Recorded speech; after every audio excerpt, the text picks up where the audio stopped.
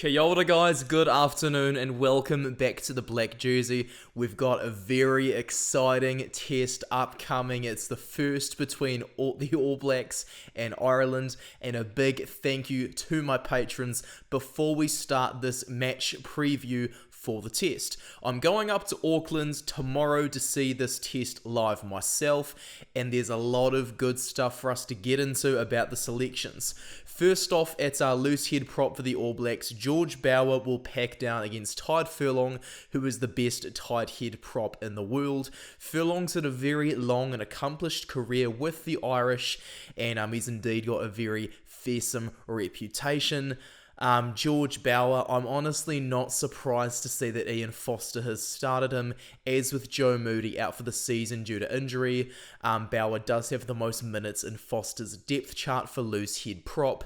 I'm not impressed with the fact that he's starting though, because Furlong will eat him alive for ruck speed every single day. The difference between them is that though Furlong is big, he's also fit. Over to the hookers, I'm not surprised to see Dan Sheehan in there either. He deputised for Ronan Kelleher very well after Kelleher missed quite a big amount of the Six Nations, and so this could perhaps be Sheehan's baptism of fire and determine if he's going to be worthy to be Kelleher's backup for the World Cup. No surprises for the All Blacks. Cody Taylor is starting in the number 2 jersey, but he is indeed backed up by Samisoni Taukei'aho, who is well and truly the second choice hooker. The All Blacks have started off for Tu'ungafasi at number 3. Tu'ungafasi at tight head prop does worry me because he's far taller than George Bower, so that could imbalance our scrum a fair bit. And as Tu'ungafasi is packing against Andrew Porter, it's quite worrying. Andrew Porter and Tyrel Furlong, guys, they're gonna give us nightmares at the scrum, and no wonder there was so much fear coming across in my voice, because Porter and Furlong are very fearsome indeed. Porter, after 43 tests, has had a very long and lengthy career, as has Tu'ungafasi, but the height balance, man, there's not really many good things I can say about that, though Tu'ungafasi is a world-class player. Now over to the front row backups. Ireland have fielded Cian Healy at number 18 at the reserve tight head prop for some silly reason. He looks to have had a serious leg injury against the Māori All Blacks, but he seems to be fit according to this team sheet that I've got, whereas Finlay Bealham, who's normally a reserve tight head prop, is wearing jersey 17 for the Irish.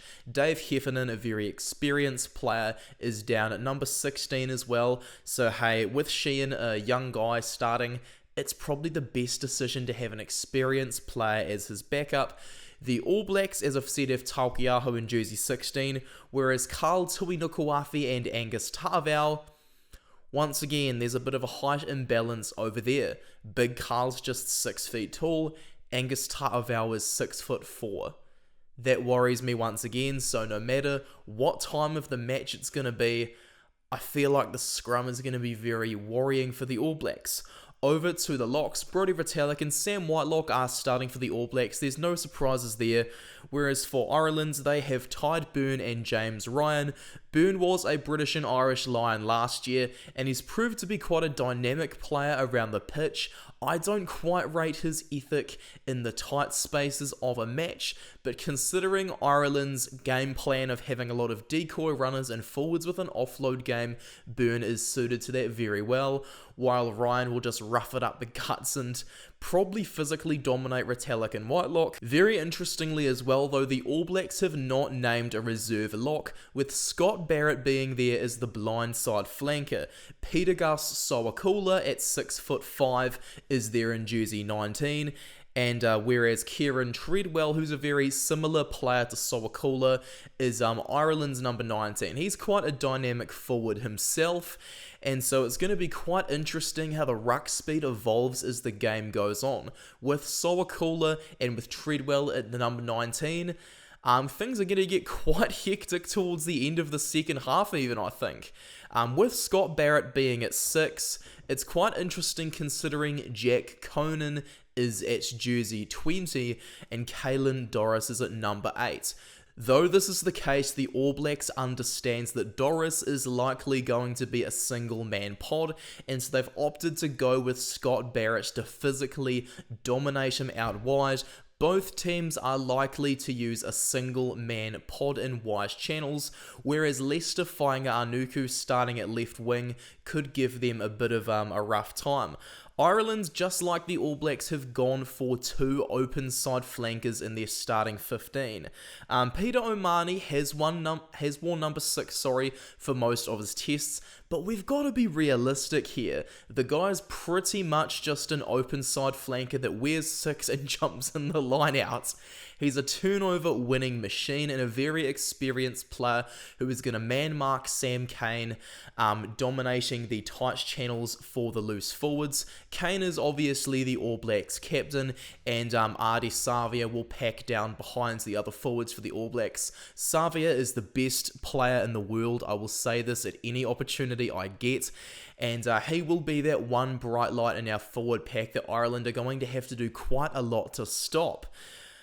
Yeah, very good to see Savea there. As mentioned before, Ireland have Jack Conan off the bench in jersey 20, and the All Blacks are going to use Dalton Papali'i for the same reason, so I'm very happy that Sowakula and Papali'i, who are both on the bench, can come on and be solid line-out options, as the line-out could indeed be an area where we find it a bit difficult against Ireland, and with Barrett there, as well as those two very tall guys coming off the bench, that may just tip the line out in our favour. Now we're over to the backs. Aaron Smith has recovered from an injury to start at halfback for the All Blacks, and he's going to be marking Jamison Gibson Park, who is himself a former Māori All Black.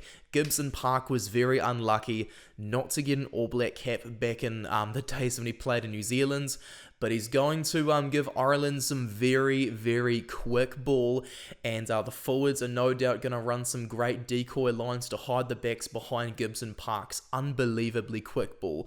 Connor Murray is going to be Gibson Park's backup, but Murray does not come on at all against the Māori All Blacks, so I have a suspicion that we might see Murray injected to dominate the All Blacks with a kicking game earlier than expected in the second half. Beauden Barrett is starting for the All Blacks at 10, and so when Finlay Christie comes off the bench, the Blues combo will be rejoining each other at test level.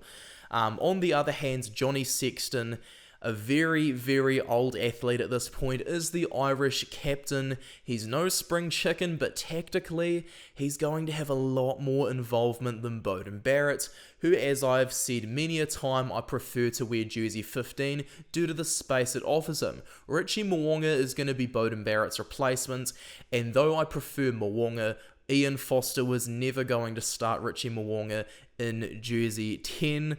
Ireland have also got a very good reserve 10, Joey Carberry, and if Sexton goes down, there is nobody I would trust besides Carberry to step up in Sexton's plate. Ireland have got some very good wingers, Keith Earls, and they have James Lowe. Keith Earls is getting on a bit, but with Mac Hansen out with COVID, an experienced player is probably the best bet in a very high-intensity test. Earls debuted for Ireland all the way back in 2008, so he's got so many situations like this he can call on to tell the rest of the boys about on the pitch. Meanwhile, over for the All Blacks in the back, Leicester Fainga'a-Anuku will become the All Black 1200, the 1200th person to be a man wearing the black jersey. Leicester Fainga'a-Anuku was well overdue for a debut, as I said in my match review for the All Blacks versus France last year, and I'm so glad to see him in the starting 15. With Will Jordan out due to COVID as well, it was never going to be anybody besides Sevu Reece called in. Mark Telea has been added to the squad though, just in case Reece goes down. May add as well there, Tyrel Lomax has been called in due to Nepo Laulala having a sore neck. Rounding out the All Blacks back three is Geordie Barrett in at fullback, and his kicking game is going to give Hugo Keenan a bit of a hard time. Keenan has a very high tackle accuracy, but not necessarily the best defensive positioning.